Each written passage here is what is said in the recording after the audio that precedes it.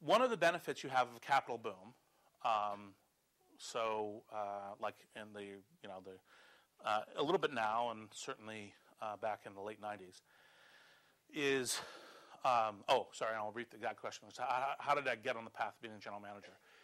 Well, actually, there's two stages to this that are valuable. So one of the things I realized about how internal company politics work, big companies, is that people who want to stay in those companies and so forth tend to just kind of gravitate towards successful projects and run away from unsuccessful projects. Because part of their career success is, I was part of the Macintosh, right? And that was really successful. Look, you don't want to be part of the Newton. Newton was a graveyard, right? So you kind of go, I'm going to stop working on the Newton. I'm going to see if I can get transferred to the Macintosh division, right? So if you're in a big company and all you care about, all I cared about was getting general experience with P&L management, managing groups, hiring people, layoffs, organizing software development from our perspective. I just looked for a project that I thought was interesting that was failing, so I wouldn't have competition for getting the job, right? And that's why I went to Fujitsu, right? Because it was a virtual world thing back in 1996, and virtual worlds were kind of a crazy idea. We'll see what Second Life does. Most interesting thing currently, but maybe it will, maybe it won't. Who knows? Looks promising. The second piece is then when I stepped out of Fujitsu into starting SocialNet, when you have a good idea, people are willing to take some risk on you. For example, this is one of the classic dilemmas is you have to know the V0 to V1 game. How do you do that? Well, you can either find something good and join it early, or you can persuade someone to let you do it for the first time. During a boom time, it's much easier to persuade someone to let you do that for the first time, right? Because they're eager enough to find interesting investments, they'll take that risk, right? So that's the second way of doing it. So one's in a kind of entrepreneur environment, one's in a big company environment. I don't know if there's others. There may be others too. Get an MBA and go to McKinsey.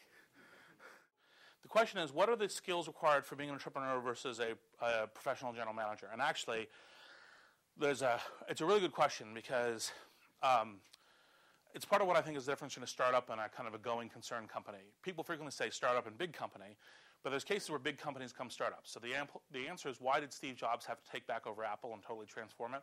It's because Apple was already a dead company. It was already dying, right? And it needed a radical innovation. So he came in and did what a startup person does, an entrepreneur person does, even though it was a company with thousands of employees.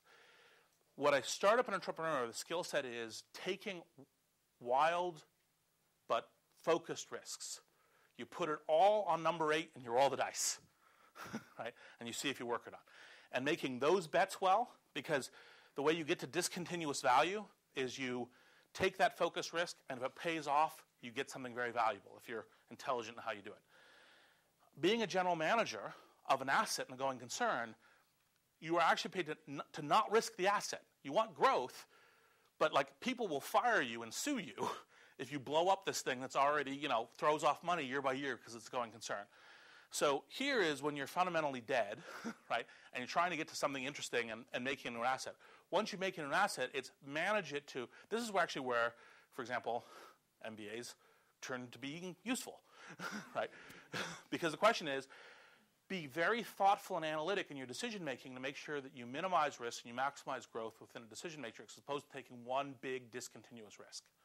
This is actually one of the reasons why a lot of the structural training in MBAs is wrong for entrepreneurship, because the structural training is a lot of analysis, a lot of thinking, a lot of put the pieces together.